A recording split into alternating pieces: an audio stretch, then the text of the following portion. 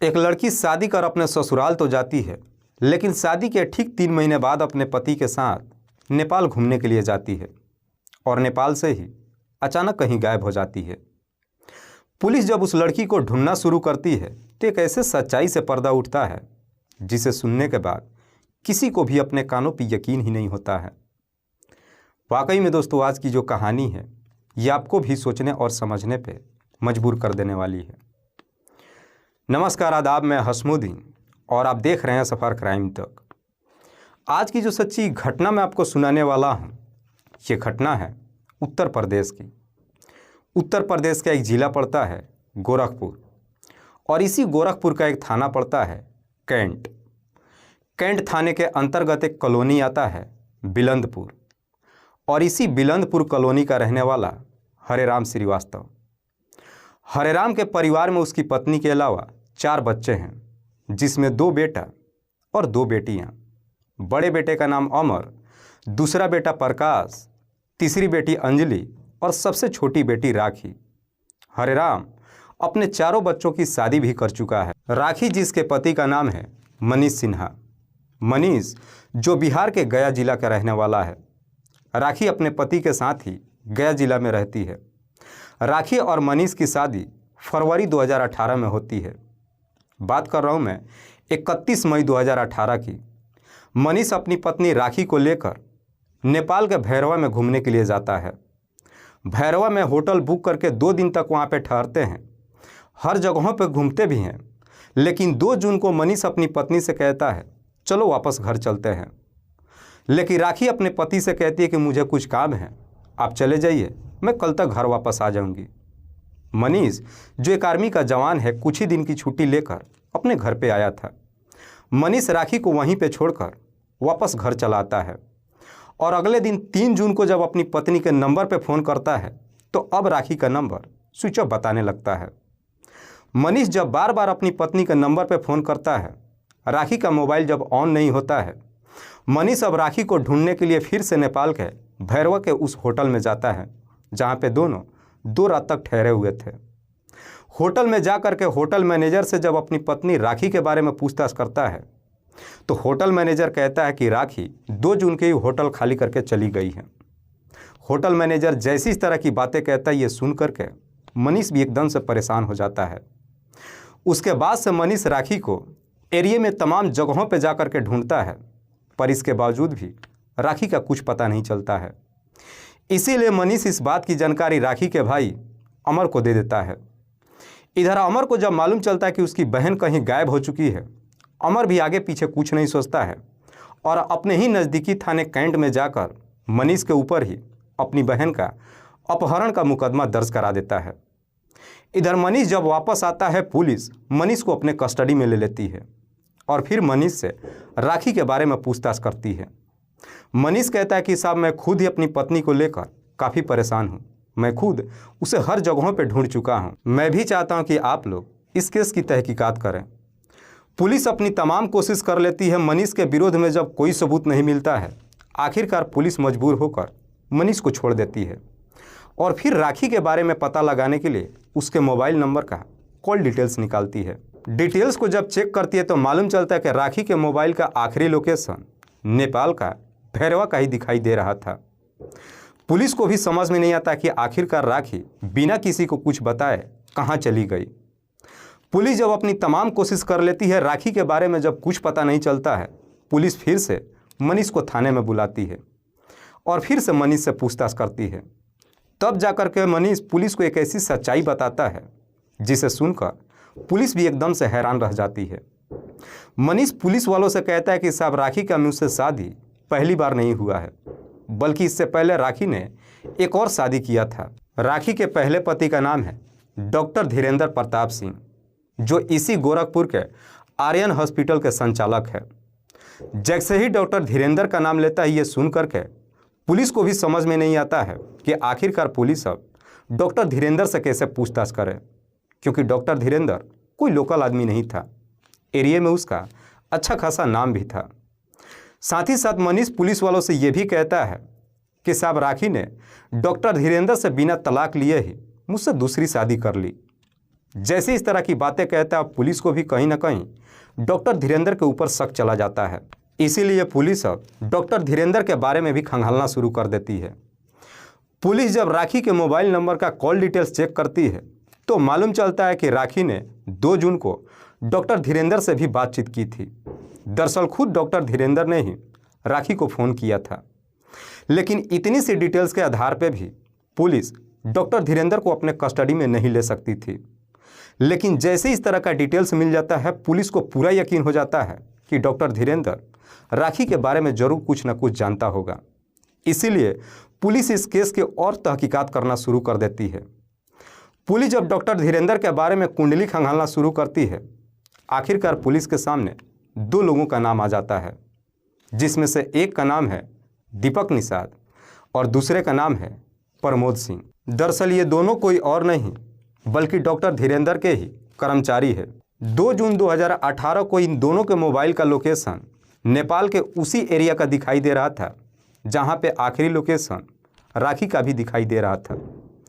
Police को जैसे इस तरह का डिटेल्स मिल जाता है, पुलिस इसी डिटेल्स के आधार पर दीपक और प्रमोद इन दोनों को अपने कस्टडी में ले लेती है और फिर इन दोनों से राखी के बारे में पूछताछ करती है। ये दोनों ही बिना किसी सख्ती दबाव के तुरंत ही अपनी सच्चाई कबूल कर लेते हैं। दोनों पुलिस को जवाब देते हैं कि साहब, हमने जो कुछ भी किया है अपने मालिक के कहने पे ही किया है। दरअसल उस दिन हमारा मालिक भी हमारे साथ में थे। जैसे ही डॉक्टर धीरेंद्र का उपस्थिति होने की बात कहते हैं, पुलिस के पास अब पुख्ता सबूत हो जाता है। पुलिस इन दोनों के ही तहरीर पे डॉक्टर धीरेंद्र को भी अपने कस्टडी में ले लेती है।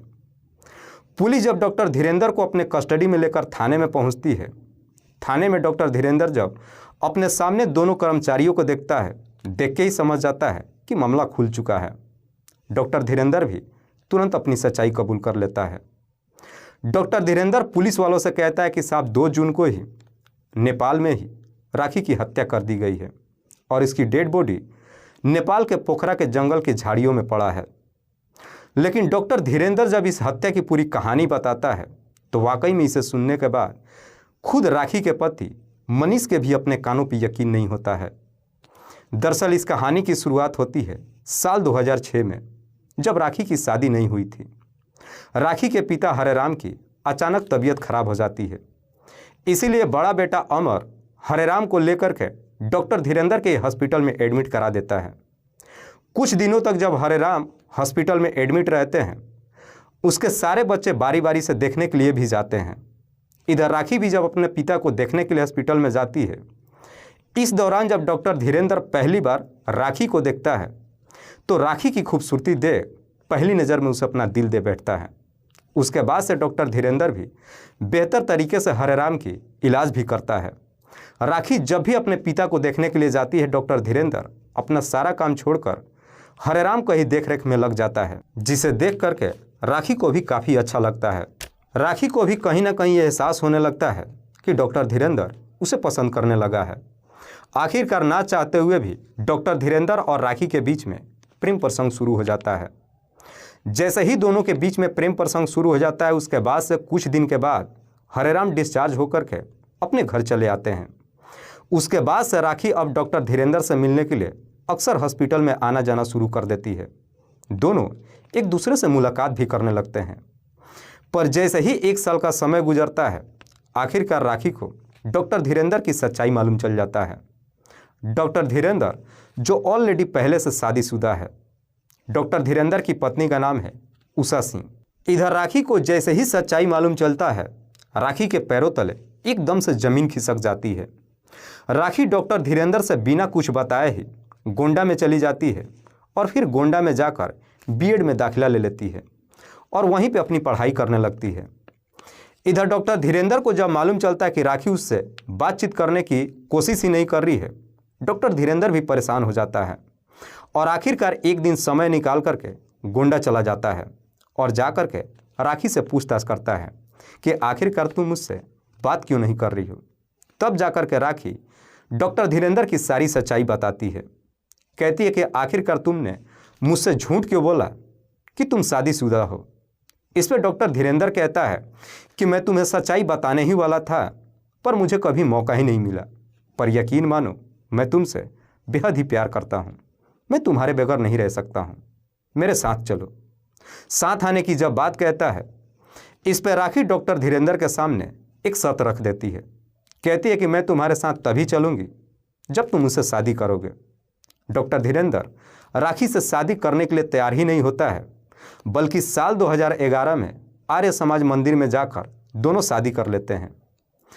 इधर राखी जैसे ही डॉक्टर धीरेंद्र से शादी कर लेती है, इस बात की जानकारी जब उसके पिता और भाइयों को मालूम चलता है, सब के सब काफ़ी गुस्से में आ जाते हैं।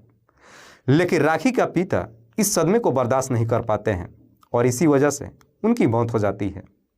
राखी के पिता जैसे इस दुनिया को छोड़ के चले जाते हैं, उसके बाद से राखी के भाई भी उससे अपना रिश्ता खत्म कर लेते हैं। डॉक्टर धीरेंद्र जब राखी से शादी करके लेकर आता है तो इसी गोरखपुर के एक इलाके में एक फ्लैट खरीद कर उसमें राखी के साथ रहने लगता है। कभी राखी के साथ में रहता है तो कभी अपनी पत्नी के पास चला जाता है। लेकिन डॉक्टर धीरेंद्र जब राखी से शादी करता है, इस बात की जानकारी डॉक्टर धीरेंद्र की पत्नी उषा को नहीं मालूम चलता है। पर जैसे ही कुछ दिन का समय गुजरता है, आखिरकार डॉक्टर धीरेंद्र की पहली पत्नी उषा को सारी सच्चाई मालूम चल जाता है। उषा को जब मालूम चलता है कि उसके पति ने दूसरी शादी कर लिया है, वो अपने पति के खिलाफ हो जाती है और साथ ही साथ अपने पति को धमकी देते हुए कहती है कि अगर तुमने राखी को नहीं छोड़ा तो मैं तुम्हारे ऊपर मुकदमा दर्ज करा दूंगी। इधर डॉक्टर धीरेंद्र की हाल कुछ इस तरीके से हो जाती है कि ना तो अपनी पत्नी को छोड़ पाता है और ना ही राखी के बगैर रह सकता है। उसे समझ में नहीं आता है कि आखिरकार करे क्या। लाख उषा के कहने के बावजूद भी डॉक्टर धीरेंद्र जब राखी को नहीं छोड़ता है, आखिरकार उषा अपने पति के ऊपर ही मुकदमा दर्ज करा देती है। लेकिन मुकदमा दर्ज होने के बावजूद भी डॉक्टर धीरेंद्र के ऊपर कोई फर्क नहीं पड़ता है, क्योंकि इधर राखी प्रेग्नेंट हो चुकी थी। राखी जब अपने बच्चे को हॉस्पिटल में जन्म देती है, जन्म के दौरान ही उसकी बच्ची की मौत हो जाती है। जो सदमा राखी बर्दाश्त नहीं कर पाती है और बिल्कुल गुमसुम रहने लगती है। राखी इस प्रकार से गुमसुम रहने लगती है कि उसकी खूबसूरती भी दूर दूर तक नज़र नहीं आती है। राखी की जब खूबसूरती डॉक्टर धीरेंद्र को जब दिखाई नहीं देती है, डॉक्टर धीरेंद्र भी अब राखी से दूरियां बनाने लगता है। दरअसल डॉक्टर धीरेंद्र को भी अब राखी पसंद नहीं आती है। जब उससे दूरियां बनाने लगता है, इस चीज़ का एहसास राखी को भी हो जाता है। राखी डॉक्टर धीरेंद्र से कहती है कि मुझे छोड़ने की कभी कोशिश भी मत करना, क्योंकि तुम्हारी वजह से मैंने अपने पूरे परिवार को छोड़ दिया है। लेकिन तब तक काफ़ी देर हो चुकी थी। दरअसल डॉक्टर धीरेंद्र फैसला कर चुका था कि वो राखी को छोड़ करके उषा के साथ रहेगा। जैसे ही अपनी दिल की बात कहता है, इस बात पर राखी इस प्रकार से गुस्से में आ जाती है कि साल 2017 में डॉक्टर धीरेंद्र के ऊपर रेप और अपहरण का मुकदमा दर्ज करा देती है। ये मुकदमा जैसे ही डॉक्टर धीरेंद्र के ऊपर दर्ज हो जाता है, इलाके में डॉक्टर धीरेंद्र की भी काफ़ी बदनामी होने लगती है। उसकी छवि इस प्रकार से धूमिल हो जाती है कि इस वजह से उसके हॉस्पिटल में मरीजों का आना जाना भी कम हो जाता है। इस केस से डॉक्टर धीरेंद्र भी काफ़ी परेशान हो जाता है। डॉक्टर धीरेंद्र राखी के नंबर पर फ़ोन करते हुए कहता है कि जो तुमने केस किया है वो वापस ले लो, बदले में जितना तुम रकम मांगोगी मैं तुम्हें दूंगा। राखी डॉक्टर धीरेंद्र से कहती है कि जिस फ्लैट में मैं रह रही हूँ वो फ्लैट मेरे नाम पे कर दो। लेकिन डॉक्टर धीरेंद्र वो फ्लैट राखी को देने के लिए तैयार ही नहीं होता है, क्योंकि उस फ्लैट की कीमत करोड़ों में थी। इसी बात को लेकर के डॉक्टर धीरेंद्र और राखी के बीच में झगड़े तकरार शुरू हो जाता है। तभी इसी दौरान राखी के जीवन में इधर मनीष शामिल हो जाता है। मनीष वैसे तो बिहार के गया जिला का रहने वाला है, लेकिन जहाँ पे राखी रहती है उसी के बगल में मनीष का एक रिश्तेदार रहता है, जिससे मिलने के लिए अक्सर आते जाते रहता है। इधर मनीष और राखी का जब आमना सामना होता है, दोनों एक दूसरे के करीब आ जाते हैं और आखिरकार फरवरी 2018 में दोनों शादी भी कर लेते हैं। लेकिन राखी जब मनीष से शादी करती है, अपनी पिछली ज़िंदगी के बारे में सारी बातें बता देती है। मनीष जो बेहद ही सीधा साधा इंसान ही नहीं था, बल्कि दिल का भी सच्चा था। मनीष अपनी पत्नी को समझाते हुए कहता है कि पिछली ज़िंदगी में तुम्हारे साथ जो कुछ भी हुआ है उसे भूल जाओ और फिर हम एक नए सिरे से ज़िंदगी की शुरुआत करते हैं। लेकिन राखी जब मनीष से शादी कर अपने ससुराल चली जाती है, इसके बावजूद भी डॉक्टर धीरेंद्र से बातचीत करना बंद नहीं करती है, बल्कि डॉक्टर धीरेंद्र के ऊपर उस फ्लैट को अपने नाम करवाने के लिए तरह तरह की धमकियां देने लगती है, जिस वजह से डॉक्टर धीरेंद्र भी काफ़ी परेशान हो जाता है। डॉक्टर धीरेंद्र राखी से इस प्रकार से परेशान हो जाता है कि आखिरकार अब उसे इस दुनिया से ही हटाने का तय कर देता है। इसीलिए अब राखी को इस दुनिया से हटाने के लिए डॉक्टर धीरेंद्र राखी से प्यार मोहब्बत से बातचीत करने लगता है।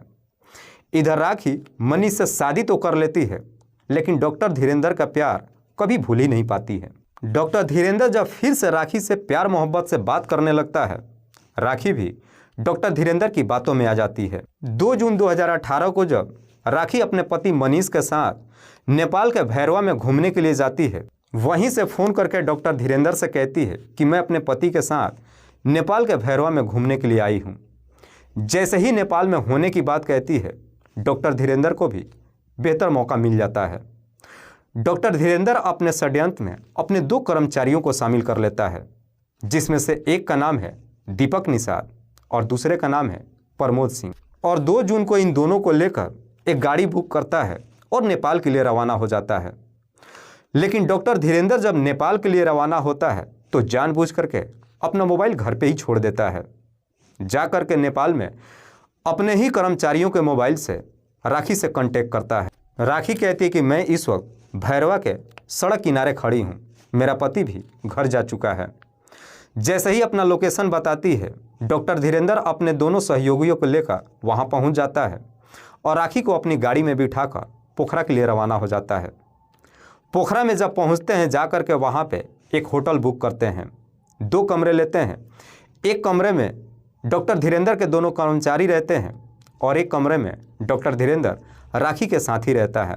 रात्रि के वक्त जब दोनों खाना खाते हैं, डॉक्टर धीरेंद्र राखी के खाने में कुछ नशीली चीज़ें मिला देता है, जिसे खाने के बाद रात्रि के करीब 11 बजे के आसपास राखी की तबीयत बिगड़ जाती है। उसके बाद से डॉक्टर धीरेंद्र दरिंदगी की सारी हदें पार कर देता है। इधर राखी की जब तबीयत खराब हो जाती है, डॉक्टर धीरेंद्र राखी को लात घूंसों से पीटना शुरू कर देता है। इस प्रकार से उसकी पिटाई करता है कि वहीं पे राखी की मौत हो जाती है। राखी की जैसे ही मौत हो जाती है, डॉक्टर धीरेंद्र अपने दोनों कर्मचारियों को बुलाता है। राखी की डेड बॉडी को गाड़ी में लेकर के वहाँ से रवाना होते हैं और पोखरा के पहाड़ियों पे जाते हैं और पहाड़ियों से ही राखी की डेड बॉडी को जंगल में फेंक देते हैं। उससे पहले डॉक्टर धीरेंद्र राखी का मोबाइल ले लेता है और उसे स्विच ऑफ कर देता है। उसके बाद से तीनों वापस अपने घर चले आते हैं। वाकई में डॉक्टर धीरेंद्र जब ये पूरी कहानी पुलिस वालों को बताता है, पुलिस डॉक्टर धीरेंद्र के तहरीर पर उसे अपने साथ लेकर के उसके बताए हुए जगह पर जाती है। आखिरकार उस पहाड़ी के जंगल से राखी की डेड बॉडी बरामद होता है। उसके बाद से पुलिस डॉक्टर धीरेंद्र के ही तहरीर पे उसके दोनों कर्मचारियों को भी अपने कस्टडी में ले लेती है। फिलहाल पुलिस ने इन तीनों आरोपियों को अपने कस्टडी में लेकर इन सब पे गंभीर धारा में मुकदमा दर्ज करके जेल भेज दिया है। दोस्तों, इस पूरी घटना के बारे में आप क्या सोचते हैं? आप अपनी राय हमें कमेंट बॉक्स में ज़रूर दीजिएगा। तब तक के लिए जय हिंद, जय भारत।